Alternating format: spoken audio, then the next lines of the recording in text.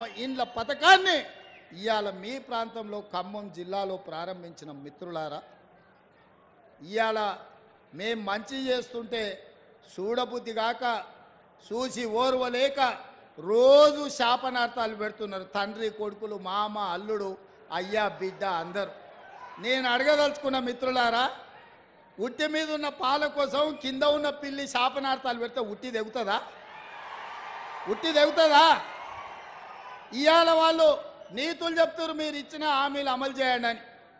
మరి మీరు ఇచ్చిన హామీలు 10 ఏళ్ళు అయింది. సిగ్గులేనోడా కేటీఆర్ ఏనాడన్నా ఆలోచన చేసినవా? నీ అయ్యాన్ని అడిగినవా ఎప్పుడన్నా ఇంటికి వెళ్ళి?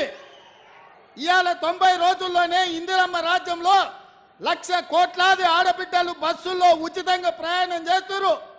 పేదలకు రాజీవ్ ఆరోగ్యశ్రీ పథకం అమలు అవుతుంది. పేదలకు ఇవాళ 500 రూపాయలకే ఆడబిడ్డలకు సిలిండర్ అందిస్తున్నాం.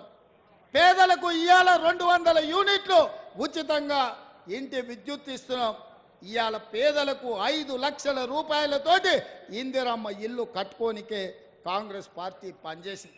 ఇదే కాదు, 90 రోజుల్లో 30,000 ఉద్యోగాలు నిరుద్యోగ యువకులకు అందించి ఉద్యోగాలు లేక ఉపాధి రాక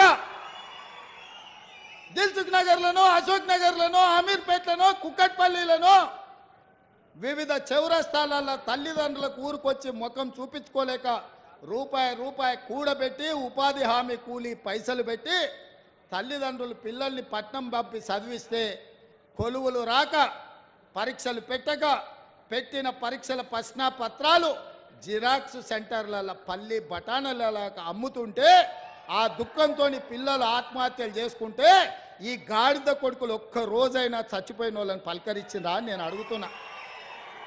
సిగ్గు కాకుండా హరీష్ రావు మాట్లాడుతుండు. నేను మొన్న కూడా ఇవాళ కూడా చెప్తున్నా, దూలం లెక్క పెరిగింది కానీ దూడకున్న బుద్ధి కూడా లేదయా. ఇక అలా బామాడుతున్నాడు. ఇక ఆయన చాలా మాట్లాడుతుడు. ఆ పేడమూతి బోడలింగానికి నేను చెప్పదలుచుకున్నా, అరే సన్నాసి, మీ ఇద్దరిని బిల్లారంగా అన్నాం. బీఆర్ఎస్ అంటేనే బిల్లారంగా సమితిరా, దొంగలరా, తోడు దొంగలరా మీరంతా. ఈ రాష్ట్రాన్ని దేశాన్ని కొల్లగొట్టిన దొంగలరా. మీ అయ్యొక్క చార్లే శోభారాజురా. ఈ రాష్ట్రాన్ని దేశాన్ని అంతర్జాతీయ స్థాయిలో పరువు తీసి కాళేశ్వరాన్ని కూలగొట్టి మేడిగడ్డ మేడిపండై అన్నారం ఇవాళ పగిలిపోయి సుందిళ్ళ సంకనాకడానికి పోయిందిరా మీ పాపాల పణ్యమే.